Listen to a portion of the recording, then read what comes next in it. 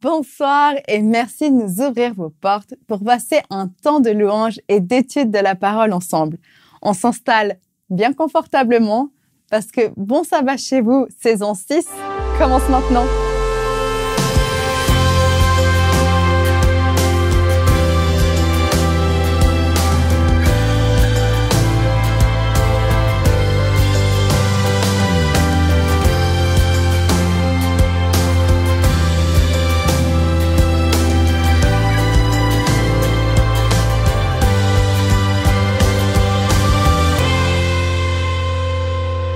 Bienvenue à toi pour ce début de sabbat.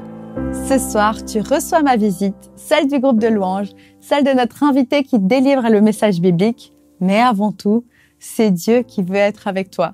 Ne te préoccupe pas de l'état de ta maison ou du lieu où tu te trouves. C'est ta personne que Dieu veut rencontrer en ce jour spécial.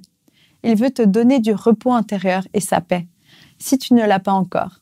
Alors, tel que tu es, quel que soit l'endroit, quel que soit ton état, Dieu a un message ce soir.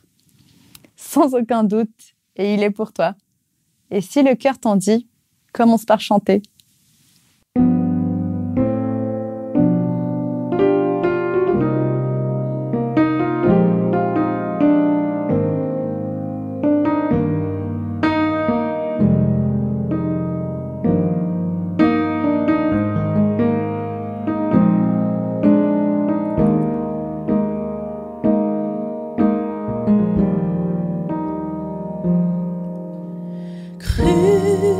Crucifié, seul abandonné, tu as souffert, méprisé, rejeté, telle une rose foulée par nos pieds.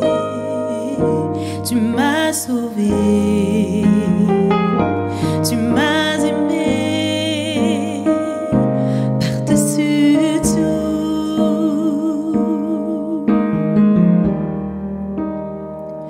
Au-dessus des puissances, au-dessus des rois, au-dessus de la nature et de la création, au-dessus de tous les plans des hommes sages. Bien avant le monde, tu existais. Au-dessus des royaumes, au-dessus des trônes, au-dessus des merveilles que ce monde a connues, par-dessus tous les trésors de la terre, rien ne peut mesurer ta valeur.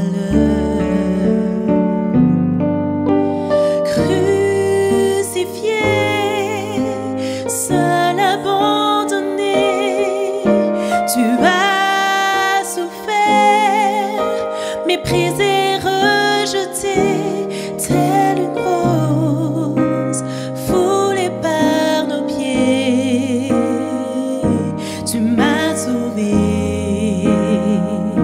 tu m'as aimé par-dessus tout.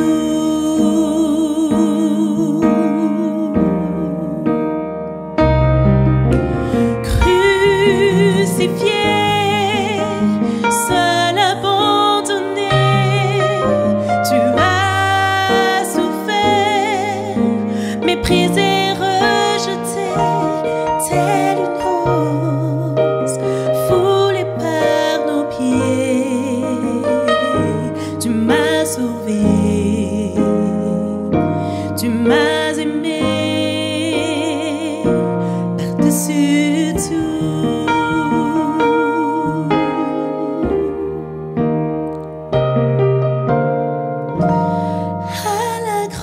Je me prosterne où ton sang coula pour moi. Aucun amour n'est plus grand. Tu as gagné sur la mort, ta gloire remplit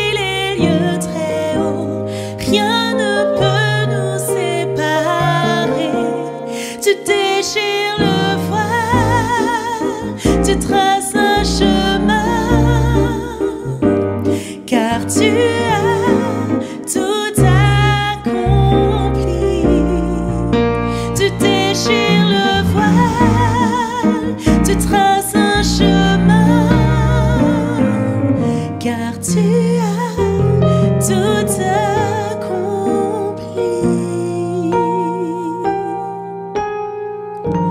Si tout s'effondrait devant mes yeux, tu resterais là, car je sais que tu m'aimes. Je sais que tu m'aimes. À la croix, je me prosterne, où ton sang coule pour moi. Aucun amour n'est plus grand. Oh. Tu as gagné sur la mort, ta gloire remplit les lieux très hauts. Rien ne peut nous séparer.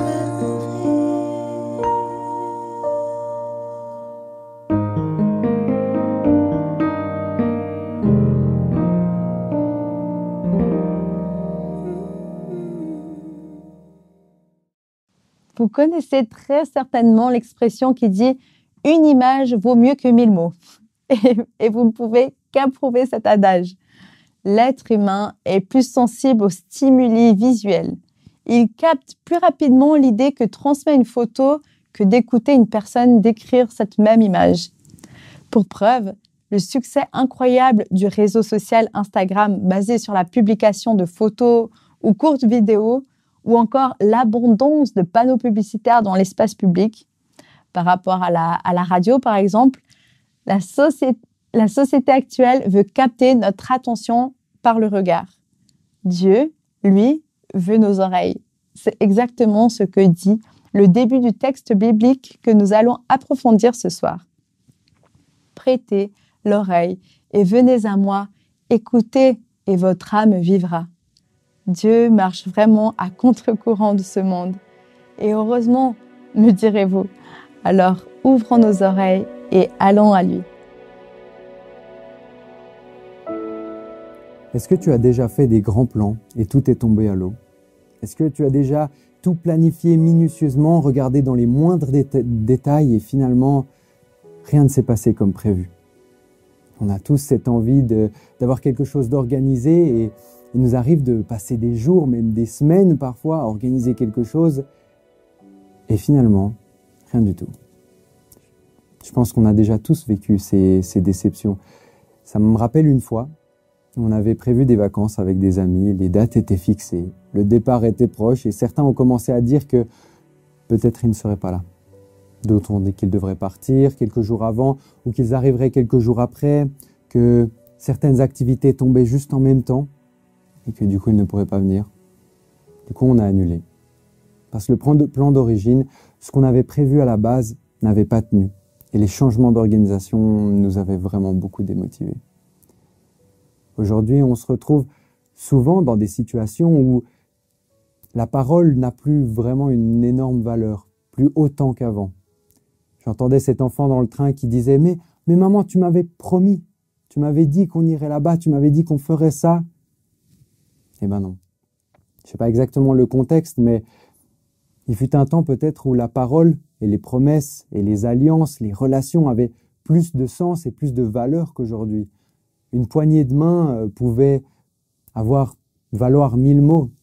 Et aujourd'hui, c'est plutôt le contraire. On a tendance à valoriser le contrat, valoriser l'écrit, valoriser quelque chose sur lequel on peut se raccrocher, sinon on a peur d'y perdre au change ou peur de se faire avoir. Il y a une confiance qui se perd peut-être aussi avec l'autre.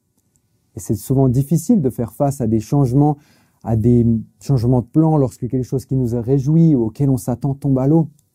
Face à des changements de caractère des autres avec qui on parle, à des changements de façon de parler, de façon de se connaître. d'interagir. Et face au manque de cohérence entre les paroles de ceux qui promettent beaucoup mais qui ne suivent pas et qui disent, on peut se demander, mais est-ce que finalement il existe des paroles et des promesses qui sont tenues? Est-ce qu'aujourd'hui encore on peut trouver des promesses ou des relations qui sont basées sur quelque chose de solide? Est-ce qu'on peut retrouver de la confiance? Il y en a peu, effectivement. Parfois, dans certaines situations, avec nos amis, avec notre famille, on aura beaucoup plus cette tendance à avoir la confiance, mais avec des gens qu'on ne connaît pas, et surtout avec des gens qu'on n'a jamais vus. Est-ce qu'il y a toujours cette confiance? Il y a une promesse spécifique, une promesse en particulier que j'aimerais vous parler. Alors voilà, on connaît tous dans la Bible, il y a beaucoup de promesses de Dieu, mais il y en a une en particulier que j'aimerais aborder avec vous aujourd'hui. Et cette promesse, elle a été faite il y a très longtemps, avec un garçon qui est né dans une famille de bergers et qui n'était pas vraiment très reconnu.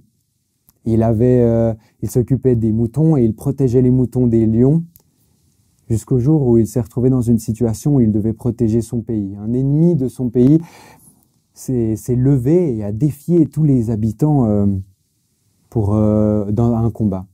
Et personne n'a osé relever le défi, sauf ce jeune homme. Je pense que maintenant vous voyez à peu près de qui je parle. Ce jeune homme qui s'est levé, qui a pris sa fronde, un caillou et qui s'est lancé face à cet ennemi. Et il a réussi. Il a vaincu ce héros et bien évidemment je parle de David. David qui plus tard a eu la promesse de Dieu qu'il allait devenir un roi. David qui aussi a dû fuir Saül. Et David qui s'est retrouvé à être un des plus grands rois d'Israël. Et un jour, Dieu lui a fait une promesse. On peut retrouver cette promesse dans le livre de Samuel, dans le deuxième livre de Samuel, au chapitre 7 et au verset 12. « Quand tes jours seront accomplis et que tu seras couché avec tes pères, j'élèverai ta postérité après toi, celui qui sera sorti de tes entrailles, et j'affermirai son règne. Ce sera lui qui bâtira une maison à mon nom, et j'affermirai pour toujours le trône de son royaume.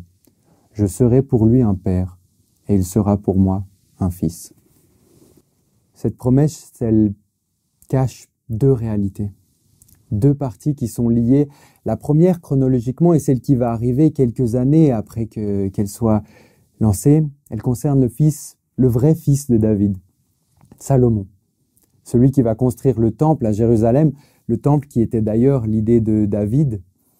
Et Salomon va écrire plusieurs années après dans le livre des rois, au chapitre 8 et au verset 20. L'Éternel a accompli la parole qu'il avait prononcée. Je me suis élevé à la place de David, mon père, et je me suis assis sur le trône d'Israël, comme l'avait annoncé l'Éternel. Et j'ai bâti la maison au nom de l'Éternel, le Dieu d'Israël. Dans ce texte, Salomon parle du temple. Le temple qui était le projet de David, mais qui s'est réalisé seulement au travers de Salomon. Ce temple qui était physique, le temple posé à Jérusalem, où Dieu rencontrait son peuple physiquement à un endroit précis. Et ça, c'est la première partie de cette promesse. La deuxième partie de cette promesse qui a été faite à David en revient à celui qui va aussi être appelé fils de David. Pourquoi il va être appelé comme ça? Eh bien, tout simplement avec la généalogie. David qui a eu un fils, qui a eu un fils, qui a eu un fils, qui a eu un fils. Et toute cette généalogie est arrivée à celui qui va s'établir sur le trône. Là, on parle évidemment d'un autre type de trône, on parle d'une autre façon de voir cette promesse. Mais oui, on parle bien de Jésus. Et Jésus va être appelé avec aussi ce nom qu'on peut lire dans Matthieu au chapitre 9 et au verset 27. Étant parti de là, Jésus fut suivi par deux aveugles qui criaient « Aie pitié de nous, fils de David !» Oui, vous avez bien entendu, fils de David. Jésus qui est appelé fils de David après des années et des années. Mais il vient accomplir la promesse de la deuxième façon que Dieu avait fait à David. Pour couronner le tout, s'il reste encore des doutes, Jésus vient aussi remplir la promesse d'un nouveau royaume. Et on peut lire cette promesse dans Luc, au chapitre 1 et au verset 32 et 33. Il sera grand et sera appelé Fils du Très-Haut. Et le Seigneur Dieu lui donnera le trône de David, son père. Il régnera sur la maison de Jacob éternellement, et son règne n'aura point de fin. Vous avez pu le voir, on parle d'une autre promesse. On parle d'une promesse qui devient beaucoup plus symbolique, mais qui devient tout autant réelle. Qui devient symbolique dans ce que nous, on peut voir sur terre, dans ce que nous, on peut toucher et ressentir, mais beaucoup plus réel dans la réalité que Dieu construit avec nous. Jésus remplit la promesse qui a été faite à David 1000 ans après, et il n'en manque pas un mot. Une promesse qui a été faite et qui s'est réalisée exactement de manière parfaite. Ça change des promesses qu'on a l'habitude aujourd'hui, des « oui, on se redit » quand on dit au revoir à quelqu'un sur le quai d'une gare ou bien de quelqu'un qu'on n'a pas revu depuis longtemps. « Ah, il faudra qu'on s'organise quelque chose ». Des mots qui partent comme ça, qui restent dans le vent. Des mots aussi qui peuvent parfois être des « je t'appellerai », « je prierai pour toi » ou alors « je penserai à toi à ces moments » et finalement le bruit de toutes nos journées remplit ça. Et on oublie, on passe à autre chose. C'est là que ça devient vraiment très impressionnant de voir à quel point certaines promesses que on peut lire dans la Bible se réalisent mais tellement, tellement clairement. Et en quoi ça nous concerne aujourd'hui? C'est là que ça devient beaucoup plus réel, beaucoup plus parlant pour nous. Si on ouvre encore la Bible dans Ésaïe 55 au verset 3, on peut lire « Prêtez l'oreille et venez à moi, écoutez, et votre âme vivra. Je traiterai avec vous une alliance éternelle pour rendre durables mes faveurs envers David. » La Bible est tellement pleine d'exemples de promesses, comme on le disait, que Dieu fait avec des hommes pour rentrer en relation, pour rétablir un contact qui s'est perdu à un moment de la décision d'Adam et Ève. Adam et Ève qui ont décidé de ne pas écouter ce que Dieu leur avait dit de faire. À ce moment-là, tout aurait pu être perdu, tout aurait pu s'arrêter, et Dieu aurait pu juste dire « Je vous laisse, débrouillez-vous. Vous n'avez pas voulu écouter ce que je vous avais dit, mais voilà. » Mais c'est là vraiment qu'il a commencé à venir nous chercher. Le principe était simple. Dieu nous a créés, il nous a donné la vie, et lorsque le choix a été fait de ne pas le suivre, de suivre des désirs humains, le chemin menait donc à la mort. Dieu qui était la vie, et l'autre chemin la mort. Mais pour nous racheter, Dieu a fait toujours plus. Aller dans notre direction, a demandé à Noé de faire une alliance avec lui. Une alliance où, dans un monde où tout était perdu, où plus personne finalement ne reconnaissait Dieu, ne pensait que Dieu était là, et il est allé vers Noé à dire « Je veux faire quelque chose de nouveau ». Cette alliance qui, aujourd'hui, on peut encore la voir avec cet arc-en-ciel que Dieu a donné à Noé. Puis encore quelques années après, l'alliance que Dieu fait avec Abraham, de lui donner une postérité et une descendance plus nombreuse que les étoiles dans le ciel ou que les sables dans le désert. Plus tard encore, Dieu fait encore une alliance avec Moïse et avec la Torah, avec cette alliance d'abord écrite sur la pierre, mais que plus tard Dieu nous demande d'écrire sur la chair, une alliance qui va vraiment lier le peuple d'Israël avec Dieu. Et encore plus tard dans l'histoire, une alliance avec David qu'on a pu voir. Mais finalement, après toutes ces alliances qui essayent de s'établir et finalement qui parfois s'en vont, qui ne sont pas respectées, Dieu qui reste toujours fidèle et qui reste toujours à se mettre en avant, à se mettre en danger, à risquer finalement, et l'homme qui essaye et qui se détourne. Une alliance qui se construit, une alliance qui se déconstruit, une alliance qui se construit, une alliance qui se perd. Cette alliance qui a toujours voulu continuer au cours de l'histoire, elle se réalise finalement avec Jésus. Jésus qui est venu pour nous donner la vie, pour nous accompagner. Et Jésus qui nous dit aujourd'hui, à toi et à moi, je veux entrer en contact avec toi. Je veux continuer ce que j'ai promis à David. Je veux te montrer que tout ce que tu peux lire dans la Bible est vrai. Je veux te montrer que tu peux me faire confiance. Il le dit pas juste comme ça. Il nous invite même 2 fois dans ce texte d'Ésaïe 55. Prêtez l'oreille, écoutez, faites attention. C'est pas quelque chose qui s'impose comme ça. Tellement de monde avant vous se sont perdus, tellement de monde avant vous ont essayé de tenir cette alliance, mais tellement de choses sont venues en travers entre Dieu et l'homme pour les séparer, pour empêcher cette reconstruction de se passer. Et dans nos quêtes désespérées à chacun, à toi comme à moi, de la confiance et de la relation qu'on veut avoir dans nos journées et dans nos vies, est-ce qu'on ne se retrouve pas tous à compléter nos manques par du bruit, par des solutions éphémères qui ne nous remplissent pas vraiment? Mais la promesse est simple, la promesse est basique, mais elle est conditionnelle. Écoute-moi et tu seras sauvé. Écoute-moi et ton âme vivra. Écoute-moi et tu seras avec moi.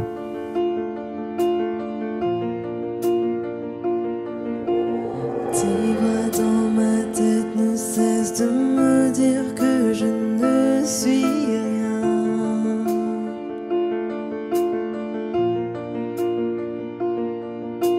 Tous ces mensonges m'amènent à croire que je n'y arriverai pas.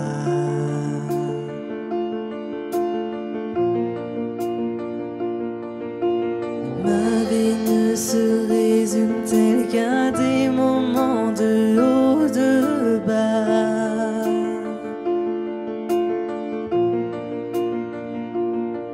Rappelle-moi encore qui je suis, Père, tu sais que j'en ai besoin.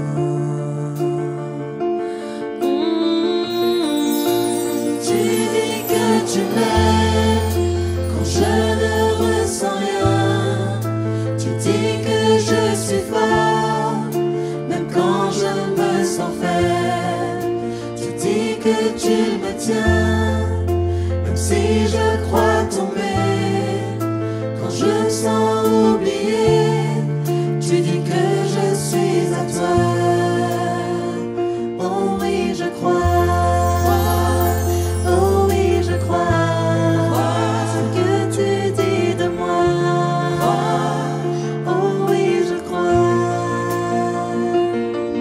La seule chose qui compte à présent, c'est ce que tu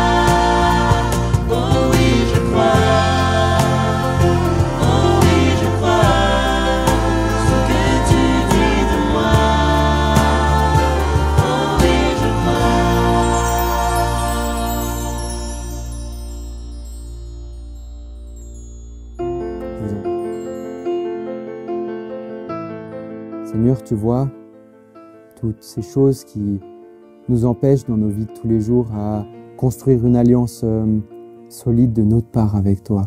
Tu viens, tu nous demandes, tu es cet appel, ce rappel de tous les jours que tu es là, que tu nous attends, que tu parles.